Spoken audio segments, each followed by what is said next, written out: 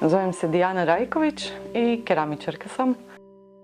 Još od ranjeg djetinjstva sam voljela slikat, crtat, slikat, ali mi je uvijek nešto falilo, nisam se našla potpuno u tome da mi je to bilo do kraja zanimljivo, sve dok nisam otkrila glinu. I kroz odrastanje i rad sa glinom sam bila sve sigurnija da bi to voljela i željela raditi jednoga dana. I kroz samo školovanje sam probala različite materijale i kasnije isto i u metalu sa suprugom Reljom. Isto smo i neko vrijeme skupa radili, ali sam se na kraju vratila samoj glini, odnosno keramici, kroz koju sam upoznala cijelo bogatstvo koje sama keramika je, jer objedinjuje u sebi i kiparstvo i slikarstvo i može biti primijenjena, može biti isključivo umjetnička grana. Kroz moje radove što me fascinira i uvijek se tom vraćam su baš dvije grane. Jedna su napete, pune forme, zatvorene, a druga pak oprečno s tome su valjane, tanke, otvorene u serijama koje se slažu različite kompozicije i uvijek se vraćam u to, bilo da imaju neku teksturu na sebi ili boju. Kroz same radove za izložbe uvijek koristim malo kolora ili nekakve teksture.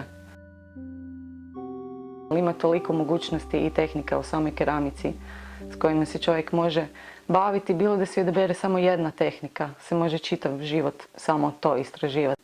Priroda keramike je u tome da se treba razmišljati unaprijed, u konačnom ishodu, da se zna kombinirati koja će ići boja, koja tehnika, nema iznenađenja u tome. U samom izradi je odlična jer možete oduzimati, dodavati u nedogled, ali jedanput kada to napravite i stavite u peć, to je to.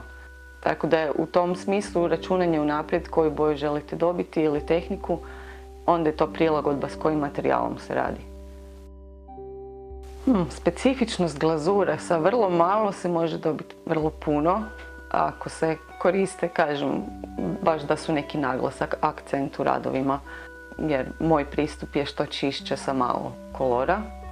A zanimljivo je jer se da igrati, ako se igra tehnikom rakua, onda se može stvarno isto sa vrlo malo boje razviti taj oksid koji se unutar same glazure razvija da dođe na površinu, pa ga ili se zaustavi ili se razvije do kraja boja.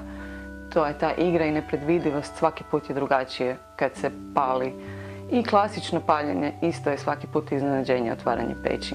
Nikad niste 100% sigurni da li će se desiti neka slučajnost da se nešto pomakne, jedno preko drugog preklopi i da otkrijete neku novu kombinaciju koja vam se sviđa. Više kao uzori me može privući forma, jer mi je forma glavni pokretač. Henry Moore mi se sviđa zato što je čist, zato što ima tu formu. Nisam slična po tome, ali mi je zanimljiv takav pristup. A opet mi je zanimljiva i figuracija i sama modelacija. Raditi i figuraciju, nešto i bikova sam radila i tako, to mi je zanimljivo od odabira ovako baš nekakvih više kiparskog pristupa. Pa moja inspiracija dolazi u biti kroz rad, bilo šta da radim, samo tako, ne sjedeći i razmišljajući što ću, nego kroz rad. Samo se kroz rad i dođe do želje da se izrazi i pronađe, a u biti su to sve neke podsvjesne slike viđenog oko sebe, prirode, mora, stijena.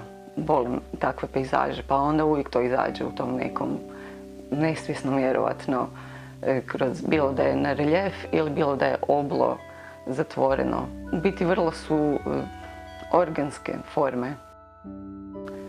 Moje zadnje samostalno predstavljanje je bilo u Gradskoj galeriji Fontikus u Grožnjanu pod nazivom Prostorne konformacije i u toj izložbi se vidi presjek radova koji je podijeljen u dvije grupe. Jedne su zatvorene forme punog volumena, dok su druga grupa radova upravo te valjane plohe od više segmenata koje se slažu različite kompozicije, što najbolje govori o mom radu i mojem istraživanju u keramici.